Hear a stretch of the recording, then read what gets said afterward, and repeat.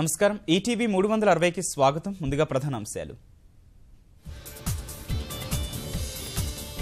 Machine Bhagiratha పనుల్లో వేగం పెంచాలన్న CM.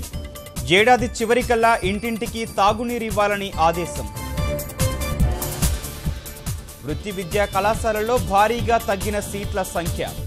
గతేడాదితో పోలిస్తే సుమారు 38,000 సీట్లకు కోత.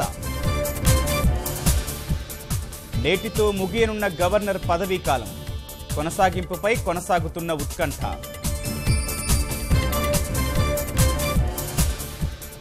నయీం కేసులో చర్యలకు సిద్ధమైన సిట్. అంటకాగిన పోలీసులపై వేటు పడే అవకాశం. పూడిక తీసిన చెరువులోనే వందల కొద్దీ టిప్పర్ల వ్యర్థాలు. సంగారెడ్డి జిల్లాలో సర్కారు సంకల్పానికి విరుద్ధంగా అధికారుల తీరు. పాక్ పైశాచికత్వాన్ని ఖండించిన భారత్. మూల్యం చెల్లించక తప్పదని కేంద్రం హెచ్చరిక. జమ్మూ కశ్మీర్లో పేట్రేగిపోయిన హిజ్బుల్ ఉగ్రవాదులు. డబ్బుల వాహనంపై దాడి. 7 కాల్చివేత. ఐపీఎల్లో గుజరాత్పై ప్రతీకారం తీర్చుకున్న పూణే. బెన్ స్టోక్స్ మాయతో ఉత్కంఠ పోరులో ఘన విజయం.